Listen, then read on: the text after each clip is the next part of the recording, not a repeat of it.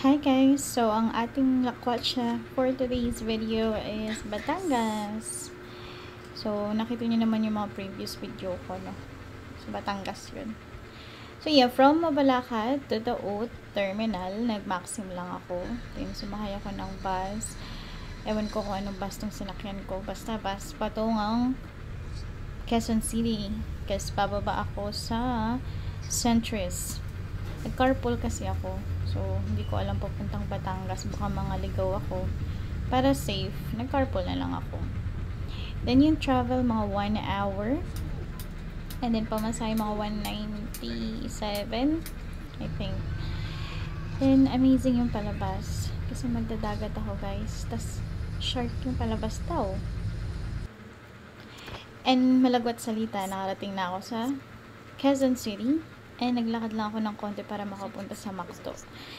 Nakakatakot dito kasi ako lang mag-isang tao. Tapos mga trainable pa ako ng aso. O ayun. Naglakad ako doon sa medyo may tao, like may guard doon sa gilid.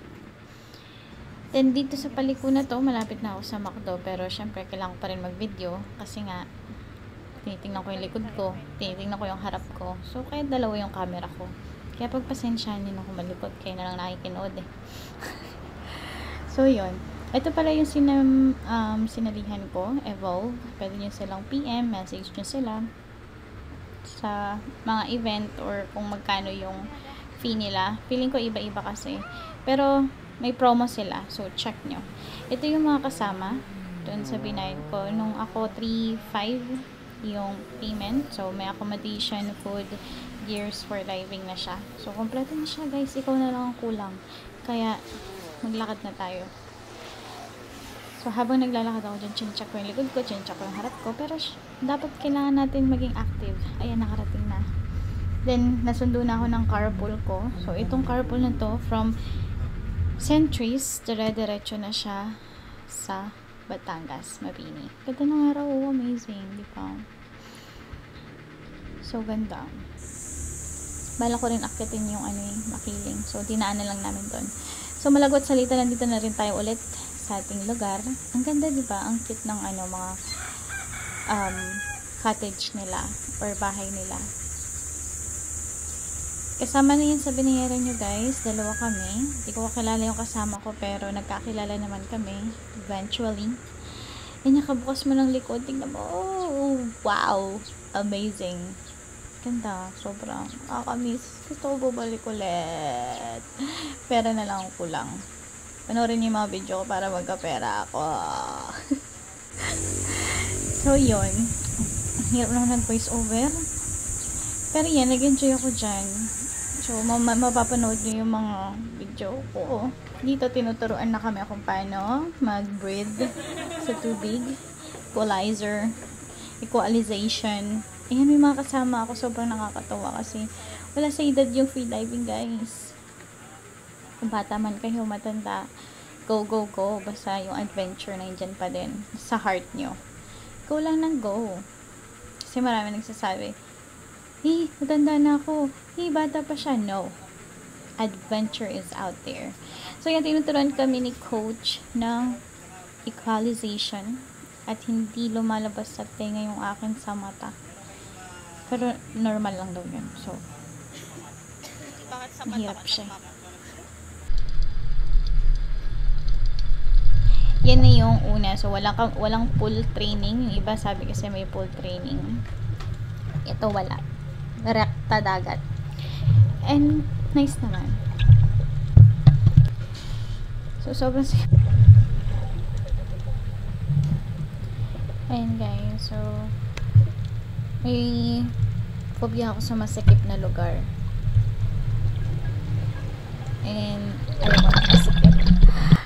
Ayaw maputik. Charot lang. Hindi ako nakakahinga sa masikip. So, it's a big, sa akin to, achievement na nakalubog ako kahit di ako makalubog.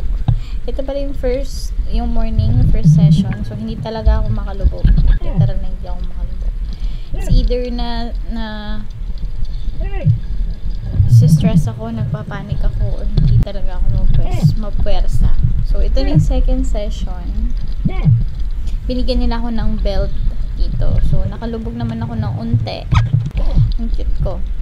Ito yung pangalawang beses. So, palitan pala kami dyan, no? 4 kami. Yan, nakalubog na. Cute. Yan, nagpapanik ako, diba? Ang dami ko sipa. Sabi ni coach, wag daw ganun. Kasi nga, lalo ako lulubog.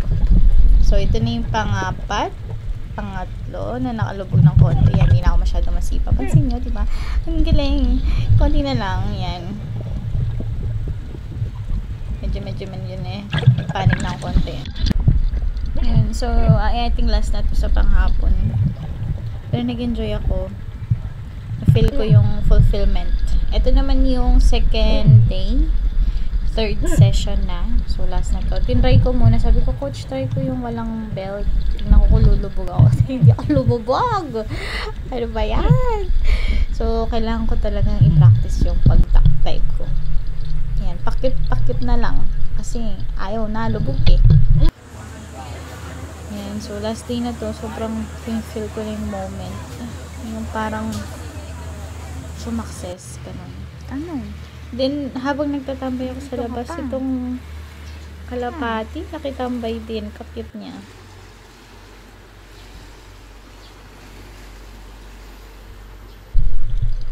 At ito na yung totoong dive ko.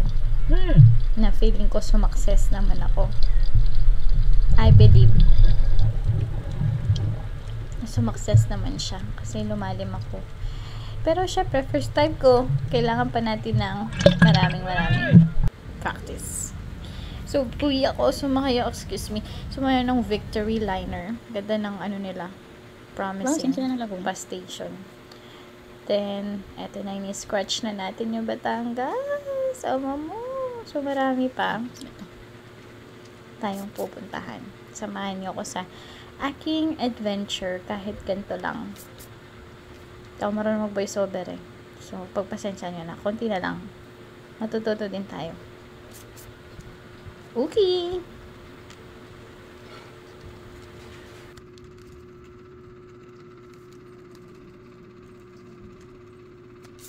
Hey, parang ako sa kanina.